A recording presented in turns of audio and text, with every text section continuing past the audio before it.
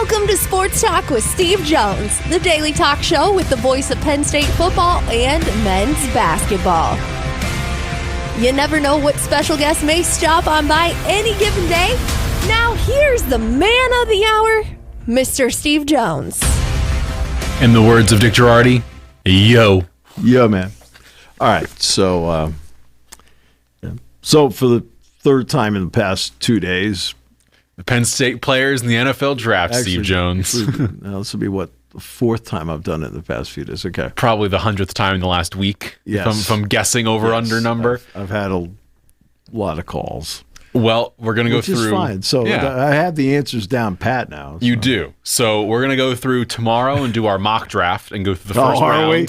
Oh, we are. Jeez, I have know. no idea. Prepare yourself for that one, Right, Steve. Look, the three best players in this draft, to me, three best players. Fernando Mendoza is not among the three.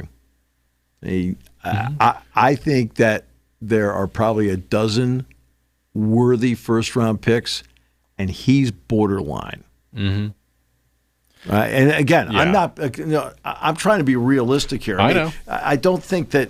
And we'll get into this more tomorrow. Right, And really, more tomorrow. But the three best players to me are one, Caleb Downs, of Ohio State. You can't put a price on where you can line him up on the field and how effective he is wherever you line him up. You can line him up at all three levels.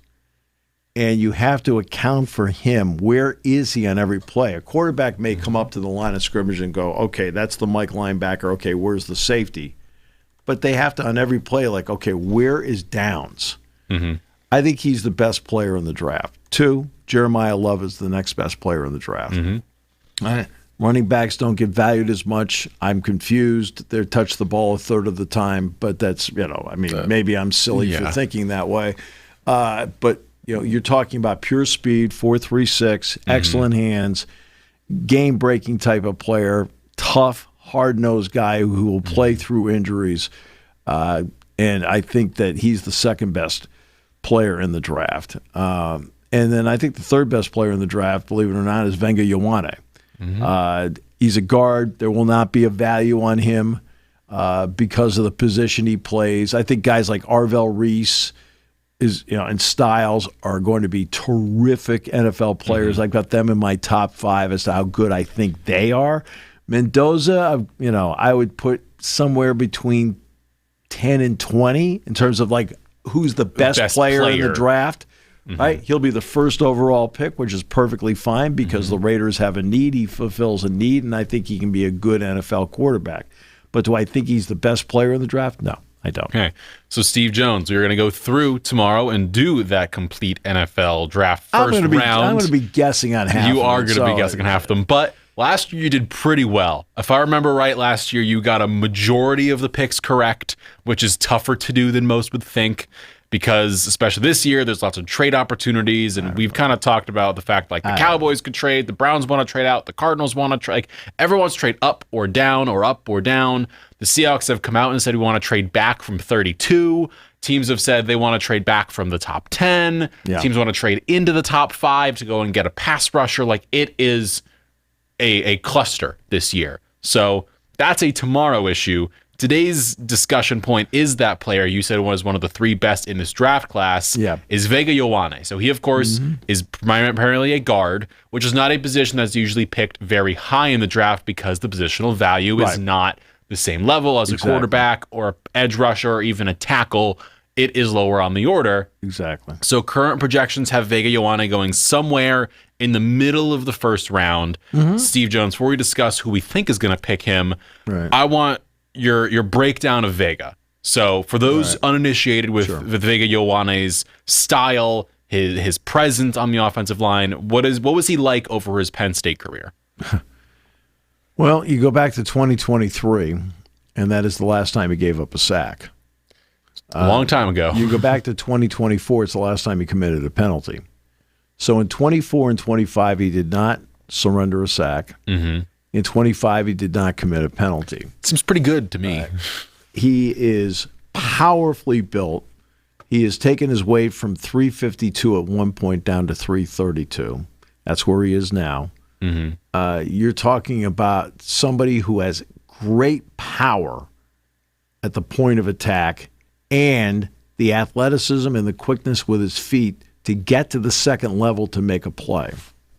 And you can't put a price on that. You can pull him, but if you need a guy, some team is playing 3 down, 4 linebackers. Somebody's doing that, especially in a pass situation. You want to run the ball, he'll get to the second level and get the linebacker. That's how good he is. People will say that the measurables, short arms, but shorter arms. I mean, in terms of arm length. But as I point out when I've been interviewed about this, I said he's not being asked to play tackle. He's being asked to play guard. That's a different proposition inside in terms of what you're doing. He does not let you get to his body. He doesn't do that. So you're talking about power, footwork, quickness. I think he is the best guard prospect in the NFL draft since Quentin Nelson. Which Quentin Nelson's all-pro, one of the best offensive linemen in the NFL, has been for the last half decade to decade. But again, when Quentin Nelson was drafted by the Indianapolis Colts, they were criticized, like, what are you going for a guard for? Right? Like, he's still there. And he's been a stalwart in the league. I'm sorry. You put 11 positions out there. Right? You have to have somebody filling all 11. If you can put somebody like that in your offensive line, I think it makes a big difference. I think the first opportunity I see for him to go is probably the Baltimore Ravens. And that is the current projection, is at number 14 to the Baltimore Ravens. They are in need of offensive line help. And what better way to help your offensive line than solidifying the guard spot? They have across the board right now for the Ravens. I'll pull up their team. Now, he can play center as well. He can play center as well, but he's going to be drafted to be a guard. He is going to be a guard in the NFL. I'm saying, can he play if they needed him to play center? Yes. Just like John Urschel, and I just saw John on Saturday. John went into the NFL and was a starting guard for the Ravens, but then they needed him to move to center, which he could do. Yeah. All right. Well, Vega, if you needed him to, could do it, but he is a left guard. Yeah. And the Ravens' offensive line, of course, they lost Tyler Linderbaum this offseason, their center, but their offensive line, they have Ronnie Stanley at left tackle, Andrew Voorhees at left guard, which is probably where Ioane would go in. You've got Danny Pinter at center, John Simpson at right guard, Roger Rosengarten at right tackle. The left guard spot is the position they are in most need of on that offensive line. It is that and receiver are their 2 biggest positions of need. Of course, they have quarterback with Lamar Jackson, running back with Derrick Henry. Receiver, they have Zay Flowers, and then Rashad Bateman and Tez Walker and Mark Andrews at tackle or tight end. So it's gonna be someone on the offense. Ioane's the best fit and probably the biggest fit for them. So left guard, Vega Ioane. And again, this is not you're talking about a coaching staff change. Jesse Minter comes on in. Jesse Minter comes in, right? And he's familiar with Vega because, at one point he was with Michigan. Yeah, played against him. So he understands. He's broken down his tape from the opponent's point of view.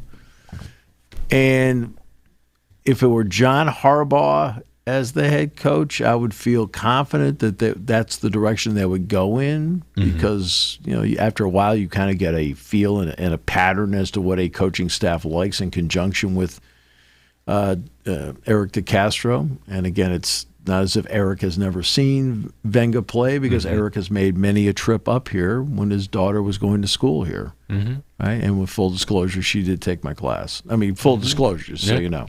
Yeah. And she's a gem, by the way. So Vega Ioane, talent, stud, 14th overall pick to the Ravens is the projection from Mr. Steve Jones. We'll talk about the full draft tomorrow and go through that. Yep. But Vega's the first rounder. He is the one Penn State player who fairly confident is going to be in the first round. Yeah. I don't think he's going to go beyond 15, 16 at worst. You then make your way to the second round, day 2. This is where a lot more Penn State players are going to come on into the draft. We'll start on the other side of the ball with Denai Dennis Sutton. He's projected to be somewhere in that second round as a draft pick. Talk to me about Denai this past few years, and especially last season, as being the lead pass rusher for this team. Well, I think an area where he's improved is against the run. I think he needed to improve against the run for this upcoming season, and he did. You're talking about length, 6'6", 260 pounds, violent hands, great takeoff off the edge. If you're wondering why Michigan ran the ball so many times after the first half, it's because on the first drive of the game, Dennis Sutton crushed J.J. McCarthy twice, and McCarthy had to gut it out. He got hurt. Denai has great burst off the edge. He has a huge wingspan, and he has the ability as an athlete to drop into pass coverage in the zone blitz. He had 2 career interceptions. One was at Indiana, and the other one was in the college football playoff semifinal against Notre Dame. In each, you have to understand the proper depth of a drop. It's one of the great failings of linebackers of being every down linebackers. And look, let's not be. I've sat next to the greatest linebacker of all time for the past 26 going on 27 years. So I know exponentially more about the position now than I did when I started working with him. So all this stuff I've stolen from him. Okay? Well, he always talks to me about the proper depth of a drop of a linebacker. Well, Dennis Sutton understands that as a defensive end. And that play he made against Notre Dame where he skied in the air and used that reach of his was a spectacular play, and it showed his athleticism and all his ability in pass coverage. So you're going to get a good all-around defensive player that can do multiple things in the scheme for you. I need him to go out there and drop. I need him to attack the quarterback. I need him to protect the edge. And he does a good job. He does an exponentially better job now of not running himself out of running plays. Early in his career as a young player, sometimes he would do that. And not only that, we know he'll play special teams based on all the block kicks he had this year. He had quite a few. He was basically, you put him in the middle and he blocks a kick, and that's kind of what he did a lot. And it should tell everybody about how he feels about the game of football, because he played in the Pinstripe Bowl, and he did not make a first-half cameo appearance. He played all the way through and had 2 sacks in that game and was absolutely instrumental. He was, for Clemson, they will tell you he was unblockable. Yeah. And Denai is currently projected to go somewhere in the second round. To what team is to be determined, because there are a lot of defensive edge talents. Of course, you have the top end of the Baileys and the Reese and Bain and Mesidor, whoever else, but you've got a lot in that second round, whether it's R. Mason Thomas or Derek Moore, or you've got Malachi Lawrence, TJ Parker, Gabe Jacas, and Denai is among that group in the second round. Who's going to go there somewhere. I saw a lot of Parker on video with Clemson. He didn't play. He didn't play in the game, so I saw, but he was on the video. Gabe Jacas, I saw a lot of it at Illinois. You talk about a guy who every year got better. Jacas did get better.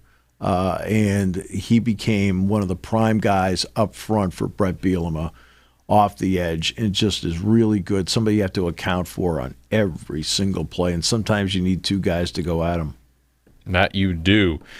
And so Denai, somewhere in the second round, give me a team who you think could use him. For me, I'm thinking like the Falcons.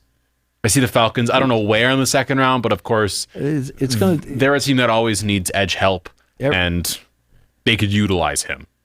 Oh, I mean, that would be a great spot for him. I mean, it really would be. Detroit opposite Aiden Hutchinson's an option. Sure. I mean, there's a lot of places he can go. And not only that, he will interview well. So I mean, he's already done with the interviews, but I would not be shocked he interviewed really well. Vega's the same way. I mean, youngest of 9 children. I mean, he kind of tough sledding. As I always used to kid him all the time, still do. I said, you always had to fight for your spot, man. So.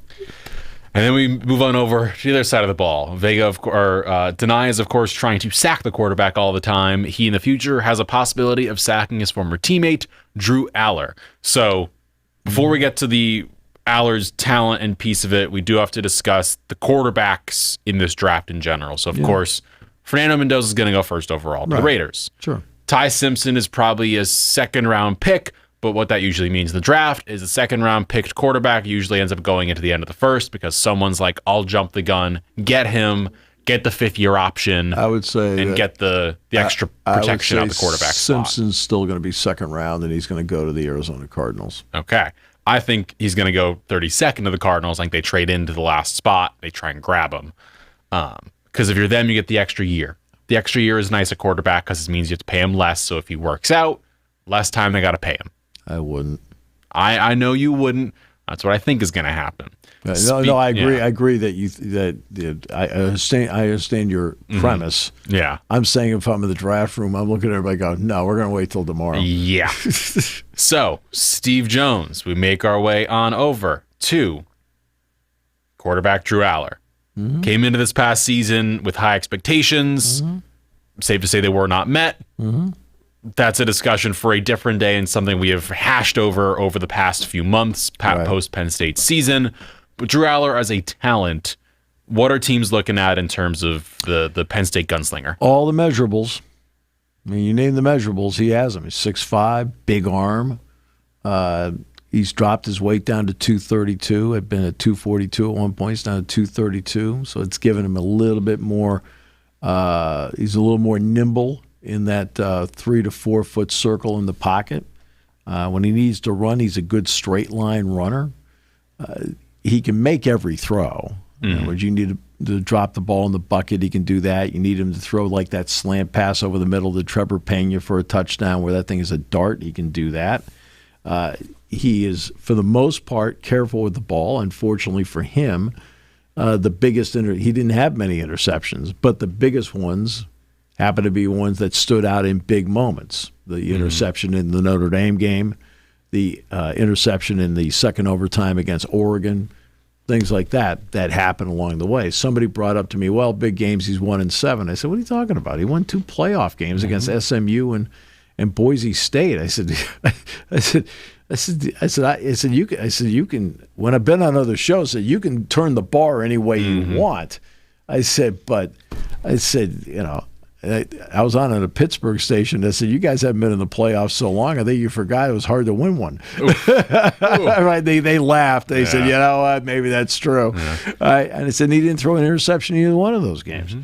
So he is somebody that will not start out of the gate, which will be good for him, where he gets a chance to get a feel for what's going on out there, picking up an offense and so forth.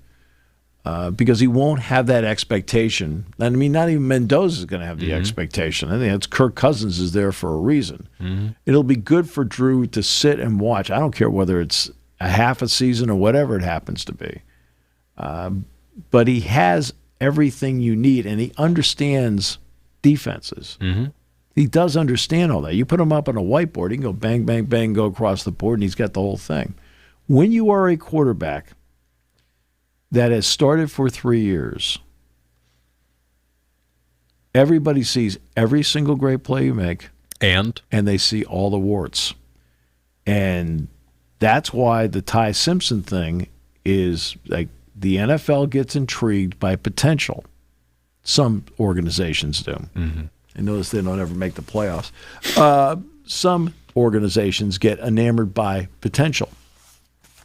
Trey Lance, Zach Wilson, Zach Wilson, and Mitchell Trubisky, people like that, where there's limited amount of video on how they handle the ups and downs of a career in a season. Brock Purdy's the last pick in the entire draft. Mm-hmm. He started 4 years for Matt at Iowa State, so you saw every high moment, and you saw every moment where it didn't work.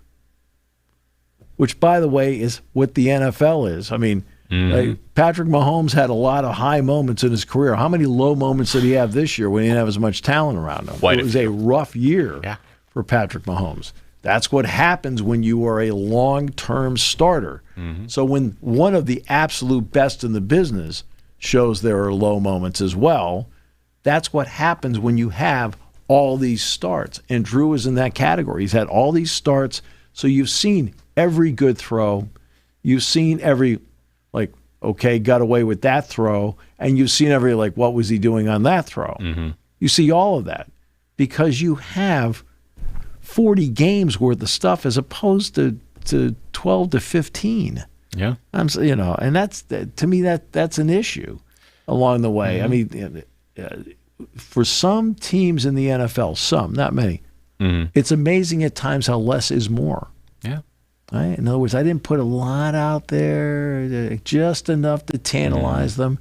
And like the Garrett Nussmeyers of the world, the Drew Allars of the world, who put a lot out there. Even Carson Beck. There's a lot of Carson Beck out there. Fernando Mendoza. A lot of Mendoza out there. Well, Mendoza's out there. He's got a lot out there, and to his credit, he played on a great team this past year. He played on an okay team before that.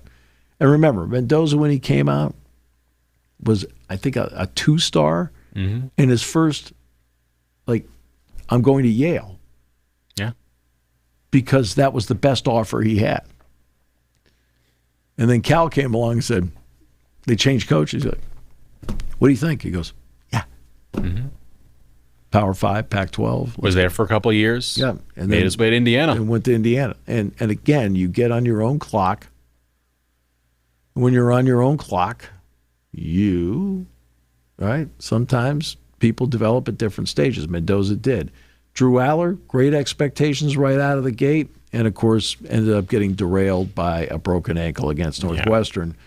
But the play he broke his ankle on should also tell you something as an NFL scout about him. It was late in the fourth quarter, and what was he doing? He was trying to get a first down, and there was no hook slide. He was trying to dive forward to make the play for his team, not to be Drew Allar, the hero, but it was the best shot to make a play for his team on third down. And he ended up breaking his ankle on the play. Yeah. And I don't, things like I'm talking about now, I just don't think are talked about in a draft room. No. But I'm just saying that should be realized. Yeah. And Drew Aller is expected to go day 2, day 3 early. He's somewhere in that 3rd round, 4th round range. Right. A team he has been linked to, is where the draft is taking place, is the Pittsburgh Steelers. So that is a team that might take him. Again, we've discussed the Cardinals. He did. He was one of the 30 players they did talk to.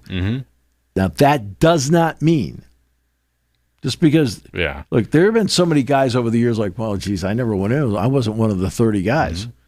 Okay. Well, the Jets had a workout that got canceled with David Bailey, and they said, don't read into it. And it's like, how can we do nothing but read into it, either good, bad, or different? Like, it's just kind of what it is. Either they like Drew Aller in this case, the Steelers, or they're trying to make teams think they like Drew Aller, but instead they may like Garrett Nussmeier, or they may like another one of these quarterbacks in the draft. We just don't know. Unless you are in the draft room, we don't know. And these workouts, when you're a quarterback, right? Two of the worst ever were, believe it or not, pro days. Peyton Manning's pro day wasn't great. Yeah, it's been talked about heavily. And Lamar Jackson's pro day wasn't great. Worked out fine. Yeah.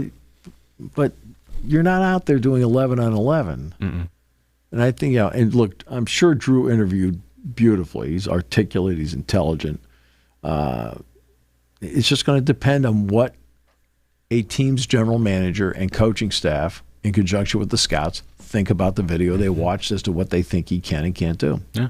So give me a team. One of the 32 in the NFL. Give me, not named the New Orleans Saints. I think the Saints are going to take in the first round. And we'll talk about the Saints tomorrow. I have thoughts. Carnell Tate. I was going to say Caleb Downs. You won't be there when they pick. We'll see. We'll get there tomorrow. Steve Jones. Be there when they pick. For Drew Aller, I'll hold my hand up. I'll say Pittsburgh. I'm just gonna say it to say it and put it out there in the universe, Steve. There's certain teams I don't want him to be picked by.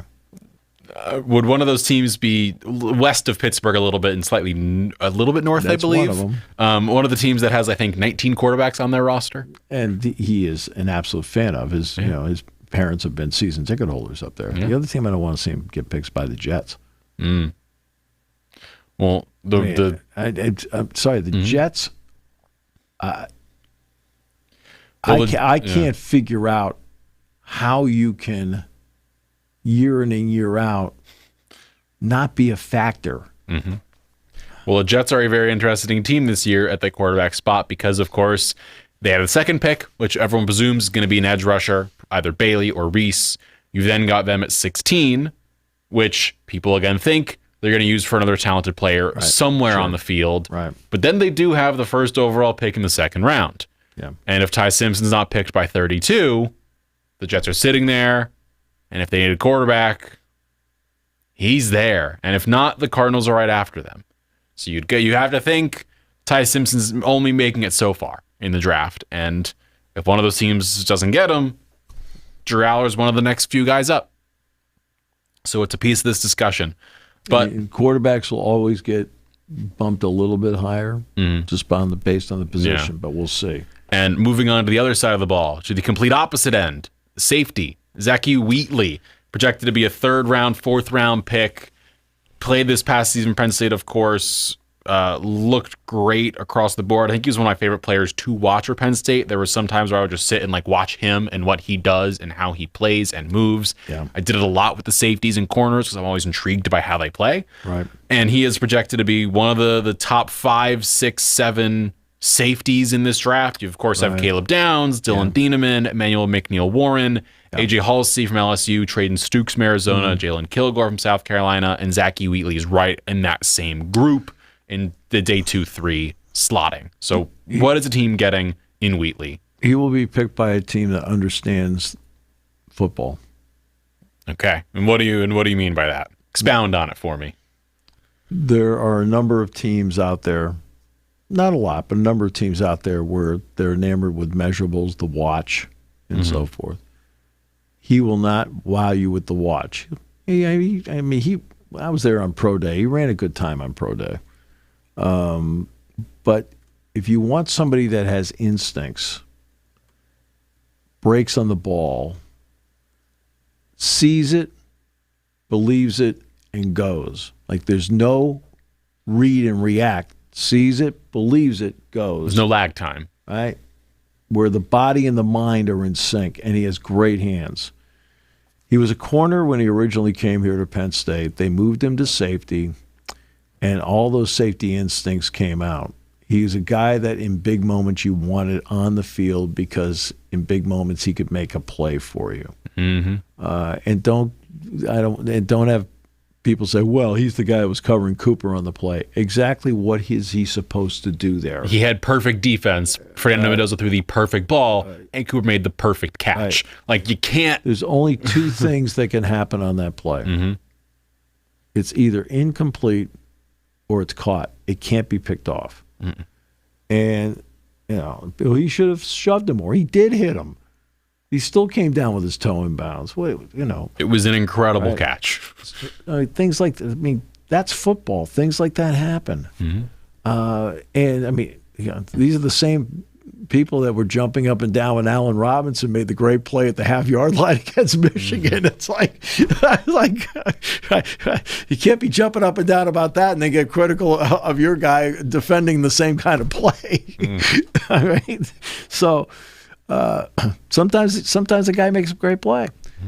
Wheatley has great instincts, and he has great vision. He sees the field really well.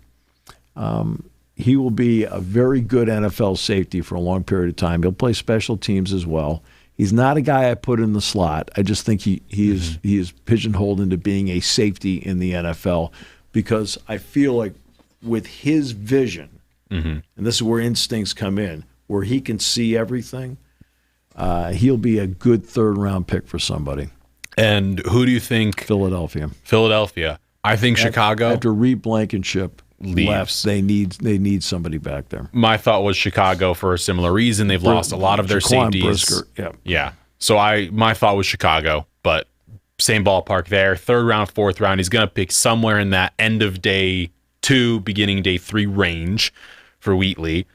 We then shift to a pair of players who are projected to go in the same area. Steve Jones, as they've been coupled up together since they both arrived in Happy Valley. Nick Singleton, Katron Allen. Yeah. We'll start with Katron. Sure. After this past season, of course, became the all-time leading rusher in Penn State history. Right. We'll talk about Allen first, Singleton second. So Katron Allen, a team picking him. What are they looking at? What is his style? Of course, we've seen it. But for the fans out there who have not seen him play, what are they getting in Fat Man Allen? One thing I don't know is I don't know what 40 time he ran last May. I don't know that. I do know Nick's, and we'll get to that in a second. K-Tron did not run a 40 at the Combine. He did not run a 40 on Pro Day here. But last year was a great year for him because he spent an entire season healthy. Mm-hmm. I'm talking winter workouts, spring practice, off-season workouts, everything. He missed no time. He took his weight and he dropped it from 229 down to about 219, 218, 219. You notice he had more quickness off the edge this year and had more big plays off the edge this year because he dropped that weight and picked up that extra step, which made a big difference for him to get out there and make a play like that. His vision is outstanding. People marvel at his jump cuts, but what makes the jump cut effective is not just the physical ability to do it, but the vision to see where I'm jumping cut, where the jump cut's taking me to. Right? I can make the jump cut because I know over here, my vision's telling me I can see it over here. If I jump, I can get extra yards here because there's an opening. He also needs to sell it to the guy that he's going to go here, and then he jumps the other location. But the jump cut's effective because of his vision. And he runs beautifully between the tackles, runs with an attitude, heavy workload, has always been a good pass receiver. In fact, early in his career, I thought, in the first 2 years, I thought he was the better pass receiver of the two. That's not the case now. And I'll explain that in a second when we get to Nick Singleton. But K-Tron will bring that to the table. In all likelihood, he's going to be a third-day pick. The projections have him either, if he's not taken as that last slot in the third round by the Seahawks, it's day 3 for him. And the same thing goes for Singleton, but we'll get to him in a second. And Seattle will need a running back because they lost Walker to Kansas City. Zach Charbonnet really is the only guy they've got back and he's coming back from injury, and so it's kind of like they need someone anyway. Could it be K-Tron Allen? We'll find out. Right. But again, between the tackles, outstanding, more quickness off the edge, and he loves to play. Last season was the most I enjoyed watching a running back play in a while, where you could see him, it just looked like he was having fun whenever he was running the ball, and especially in those last few games where he was getting to the record and he was just inching closer and closer to it. It was like the fans were more invested, it felt like, from the, oh my gosh, this is going to happen, and he was just running the ball, and he was just doing him, and it looked fun. So him and Nick Singleton have married at the hip since they both arrived. We now jump over to Nick Singleton, who's again projected in that same area of end of day 2 at best, probably a day 3 pick. Singleton, of course, is coming off of a leg injury. He has his foot, I believe it was announced he has recovered.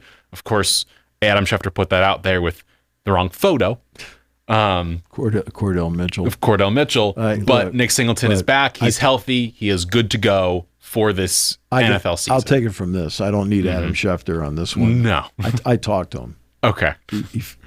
Breaking news. Steve Jones talks to people. No, but I talked to him. He was in the weight room at the time when I talked to him. And this was 2 weeks ago. He said, no, I'm full go now. Okay. Which is great. But he never had a chance to go to the Combine and run a number. Didn't have a chance at Pro Day to go out there and run or do anything like that. So during the evaluation period, he wasn't available after the Senior Bowl.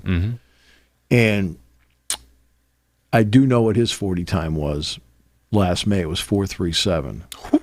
Right? Jeremiah Love, for reference, is 4.36. Okay. He has, as we've talked about, breakaway speed, where he's a guy where he gets open, he's gone. He's a home run hitter. Between the tackles, good, but didn't break a lot of tackles between the tackles. You put him out on the edge, and this is where the home run hitter comes into play. And the next part that makes him incredibly valuable on the NFL level, number one, the 4.37. That's NFL speed. They're going to be enamored by that. Okay? And justifiably, I understand that. But what makes you even more enamored is that after being an okay, no better than okay pass receiver, I always refer to him as a body catcher. 2 hands, and the body is like the third hand. He now is so good. He works so hard in the passing game. He's got the hands out now like a wide receiver does. Mm-hmm. And there's a confidence with which he catches the ball, which, by the way, keeps him in stride. And so he can take off and make plays. He's not catch then starting. He's catching in stride and just continuing his motion. Right, exactly. And so, that's the kind of confidence he has now as a receiver. And being a receiver out of the backfield puts you into the open field to begin with, which is where he is most effective. Mm-hmm. Allen and Singleton are both willing blockers, by the way. They both are. They are complete running backs. Mm-hmm. So whomever gets them, and they'll both make teams. I mean, they will both be locks to make teams. It's going to be a question now of how they're used by whomever drafts them. And there are a lot of teams who have drafted running backs in recent years in the day 2, day 3 range who then turn into like truly really good running backs. It happens often. Yes, there are some guys like a Saquon or a Derrick Henry who are taken early who are going to be great. Sure. But it still happens where these guys impress and these two have the talent to do so. So expect them back of the 3rd round through 4th, 5th, maybe even into the 6th round if the running back position falls the way it does, because there are a lot of running backs out there. Spoilers for those at home. Like, there are a lot of running backs, a lot of guys in that room from the Washingtons with Jonah Coleman. You've got a lot of guys. Jonah Coleman is a tough, hard-nosed running back. Like, you need tough yards, a guy that finishes in a punishing way. That's Jonah Coleman. And you've got him, you've got the Jadarian Prices, Mike Washingtons, Emmett Johnsons, like a lot of guys in that running back group. Emmett Johnson, I watched that on video and I was like, okay, I like him. Right, he's good. But I never got to like, boy, he is terrific. You're like, he's good. Right. I kept looking at him, like, he's a good running back. Mm-hmm. Right. And then you saw in the game here, he's a good running back. Mm-hmm. There's nothing about him that, like, with all due respect, where I sit back and go, whoa. Jadarian Price, Love was so good in the Penn State game because they had a lot of questions as to whether he was going to play in that game. Came in hurt, played. Right, and played almost every down. Price didn't do much in that game. But I saw Price do things in other games, like Indiana, leading up to it. And he is going to there's a chance he's the second running back off the board. Probably, yeah. Right, off the board. And he's got speed, some power, not a bad pass receiver. Mm-hmm. And he might be the second guy off the board. Yeah. Do I like him better than Johnson? Yes. I mean, to be honest with you, I like Jonah Coleman better than Johnson. Mm-hmm. That's probably not how NFL people are evaluating it. I'm just going by what a video I looked at going into a game and then seeing them in person going, okay. Yeah. Sure.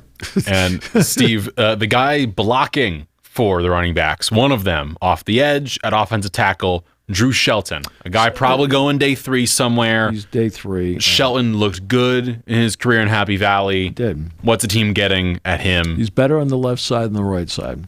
Okay. And so let's start with that. He has also exponentially more comfort on the left side than the right side. Mm-hmm. And arm extension, very good. Great feet. I think he'll be a steal for somebody because he can probably play 4 positions if need be, with his best being, no question, left tackle. He has the ability to not only clean up his yard, but he also has the ability to get to the next level and make a play for you. A good example is the 87-yard touchdown run Nick Singleton made in the Rose Bowl. It was on that play where Shelton took out 2 guys on that play, and Singleton broke 3 through the Utah defense and scored. So he has the ability to do all of that. Yeah, he does. And he'll go somewhere day 3, similar, Zane Durant, other side of the ball. Zane Durant, we always talk about leverage. He's 6'1", 292. He finally, in the last year and a half of his Penn State career, had the ability to keep weight on. Okay.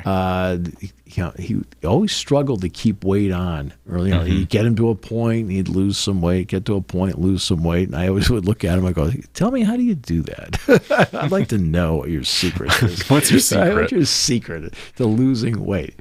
But he's been able to keep it on. That's why he's been up in that 292 area, 293 instead of playing in the upper 270s. He's floating just below 300. You're 6'1". He already has the ability to get underneath whomever is in front of him. Violent hands, good feet, a lot of power, and plays the run extremely well. I felt the scheme that they were in last year did not help him.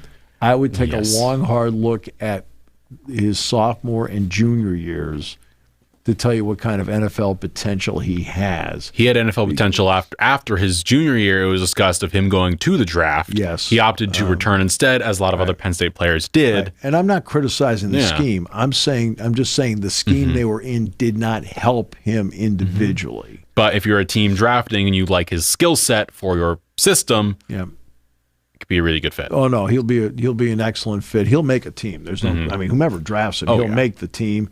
He'll get out there. He'll get into the rotation, and he is a grinder and a worker out there all the time. I think he's an excellent talent. And again, take a long, hard look at his sophomore and junior tape. That'll show you the explosiveness. It'll show the violence of the hands, the power of the hands. Get out of my way and make a play on a running back. And he'll sacrifice himself at times to set up linebackers. Almost act like he's a blocker for the linebacker to make a play. Yeah. I mean, he's a really, really terrific player. And then you flip on over again, someone projected to go late in the day 3 round area, 6'7", Nolan Rucci, off the tackle. Nolan Rucci came here, Todd's son, and I felt when I first saw him, I go, boy, like there's a lot of things you liked, the arm extension and big upper body. I thought, okay, why didn't it work at Wisconsin? And I'm looking at him and saying, he needed work on his footwork. Well, Phil Trautwein did a great job, along with Frank Leonard, of working with him and getting his footwork. Well, now his footwork is really good. And when you have really good footwork with that kind of length that he has, you talk about arm extension for an offensive tackle. He's got that length and the extension now, and his footwork is exponentially better now than it was a year and a half ago.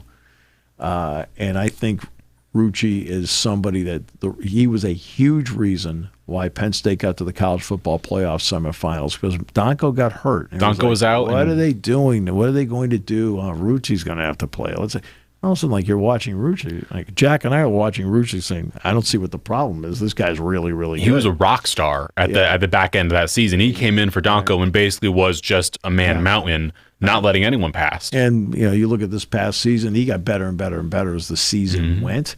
And I think Rucci is going to be a guy that he may be a late round pick without question, but he has certain things, measurables, that you can't teach, and he's been taught footwork that now makes him a good offensive lineman. That he does. And someone playing alongside him at the tight end slot, Khalil Dinkins, another Penn State tight end, again projected to go late day 3, UDFA, same range as Nolan Rucci. Let's talk about him as a blocker. That's where he excels. If you want a guy that's going to go out there and block for you, as a 6th offensive lineman, he's that guy. You can put him at an H-back, he'll block for you. You can put him on the line of scrimmage, he'll block for you. And because he is a willing blocker that takes great pride in his blocking. Jack Ham and I, one day after practice, had a long conversation with him about, him embracing being a blocker out there. And he relishes the contact. He relishes being somebody that opens up a hole for somebody or being kept in to protect the quarterback. He relishes that. Now, the next part is he's also improved as a pass catcher. And when you look at some of the touchdowns he had, while people were looking at Tyler Warren, wait, the other guy can catch the ball too. Yeah. He had 37 catches in 48 games. It's not a lot of catches, but when you're playing with Tyler Warren for most of it, but everyone else. He also had a bunch of touchdowns in there too. I think he had 3 in one season. He did. So look, and you look back, let's go back to the Notre Dame game. I mean, Tyler Warren and Dinkins were the 2 guys that made catches. The wide receivers had none in that game. And so you want somebody that's going to be invaluable as a blocker for you. You take this guy and you say, well, he's going to have to catch the ball. Well, he can catch the ball, right? And I'll give you an example. He is more mobile, better quickness than the Washington kid for the Steelers. Faltano. Or no, the tight end. Right. The tight end. Darnell Washington. Washington. Yeah. Thinking Faltano, the tackle from Washington. Right. No, that's okay. No, I understand. Yeah, but you see him, he's over 300 pounds. I don't care what they He's humongous. Right. Well, it turns out he's turned into a pretty good pass catcher for them, too. Right? Dinkins is blocks like Washington does, and I think he's actually a better pass receiver. Okay. And those are the players projected from Penn State to go somewhere in the 7 rounds. But, of course, there are a lot of players who are projected to be UDFAs. It happens a lot. There's only so many slots, but guys make the UDFAs. Sure. They make a practice squad. They make the roster down the future. Sure. So I'll run through some names, and you stop me where you want to, and we'll go through them. Give me a quick note on them.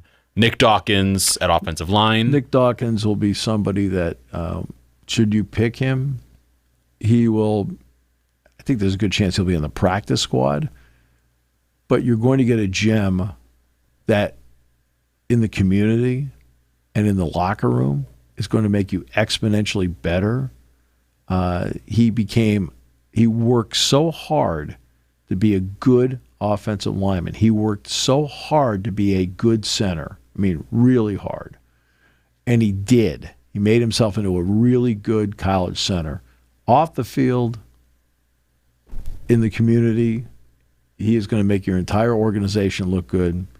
In the locker room, he may not be the starter on a given week, but he's going to be a leader in the clubhouse. His mom's great, but a lot of that quality comes from his late father.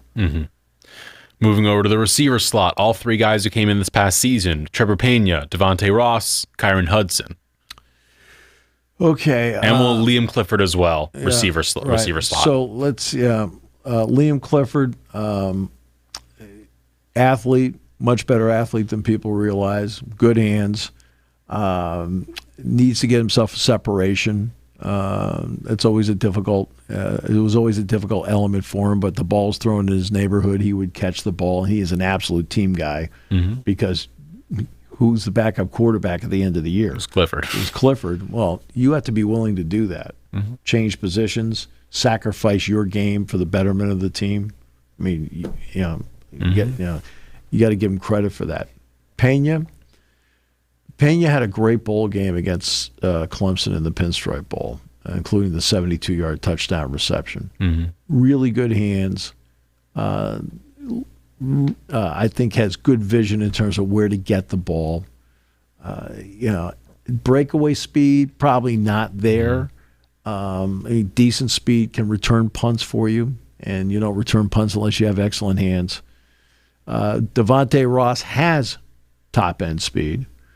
You saw some of the breakaway plays that he had, including the Michigan State touchdown, which was big when that touchdown kind of jump-started the 4-game winning streak for Penn State. Same story, he can return punts. When he was at Troy, he returned one for a touchdown. I think it was against Indiana, as a matter of fact.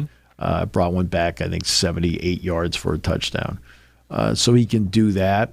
And good hands and top-end speed is going to be something where you're going to get a long look. Hudson has excellent hands. He doesn't have the breakaway speed that Ross does, and but he is somebody that's a good blocker. He is somebody that I think works really hard. You want to get somebody to make a tough catch and a tough play for you. Hudson will do that. That catch he made against LSU in the opening game of the season when he was at USC shows you a lot about his concentration and how to make plays. And I think Hudson is somebody, he'll be an undrafted free agent. He'll get himself into a camp, and he's going to do some things really well. On the defense side of the ball, Dom DeLuca and Alonzo Ford. Alonzo Ford, we'll start there, and then we'll go back. Alonzo Ford, injuries have always plagued him. whether it's a back or a knee or, of course, the Achilles. I thought he always played hard. He finally got his weight under control, which was a big plus for him. When he got hurt in 2024, he was just coming. The game he played against Wisconsin, he was not good. He was outstanding. Mm-hmm. Like Penn State, we talk about how Penn State rallied to win that game because of what Bo Prabula did and the touchdown run by Katron Allen. You watch Alonzo Ford in that game. Alonzo Ford was absolutely terrific, and it shows you what he can do. Much better playing the run than he is as a pass rusher. There's no question about that. Dominic DeLuca is an excellent athlete. I mean, you want him to punt? He could punt. You want him to, you want to play linebacker? Play linebacker. You want him to go out and somebody was smart enough to play quarterback? He'd be smart enough to play quarterback. DeLuca is really smart. And you can see we talked about Wheatley earlier. You look at the 2 interceptions he made in the playoff game. Mm-hmm. One, it's just all read and go. In other words, the mind and the body are in sync. He saw where Jennings was going to throw the ball. He stepped in front of it. He took it back for a touchdown. Mm-hmm. Then when Penn State went for the ill-fated 4th down play on their own 19-yard line, he bails the entire staff out, to be honest with you. And goes up and picks the ball off by deflecting the ball in the air because his instincts are outstanding. That's why I knew it was a struggle for Penn State defensively last year because, you could tell, a lot of guys were thinking last year is what they were trying to do. Because Jim's system is a great system. It's a great system, but it takes time to learn the system, and normally it takes 2 to 3 years, and they were trying to do it in a year. And when I see Dom out there and even he's trying to figure out where he's supposed to go, he's the last guy I would have thought of. Yeah. That would have done that. And so he'll get special teams. He blocked 2 kicks in his career. Mm-hmm. Right, so it's not like and a lot of these guys are going to have to play special teams. Yeah, right. You're going to have to play special teams. Dom will play special teams for you. He'll be out there and he would be one of those special teams guys that people are going to love, and that's how he's going to make his way onto a team. The fact that he can do something like that, plus be another linebacker out there. And speaking of special teams, the 3 guys there. We'll start with Tyler Dzansky at long snapper first. He's going to make a roster. He will make a roster, and Chris Stahl is going to be one of the reasons that will help people take a long evaluation of him because he backed up Stahl. Stahl is now a Super Bowl champion long snapper, and Seattle brought him in and went, we're set for the next 10 years with this guy. Dzansky will be the same way. Whomever gets him will be set at a position that teams don't like to change. Usually you bring a long snapper in and they end up being the longest tenured guy there because they stay and you keep them until they retire. It is a specialty that is, look, when do you notice them? When they make mistakes. Yep. Right. We just watched the Super Bowl where there were 5 field goals. Where were the mistakes? None. Dzansky's the same way. Right? Gets the ball back. A lot of punters like the ball on the hip. Yeah. So, it's a right-footed punter, left-footed punter. Dzansky's great at getting the ball back on the hip. Right? Also, as a long snapper, he has a way of snapping it with some snap on it. I mean, I'm talking like time, where you'll notice, how often have you seen Penn State holders have to spin the ball?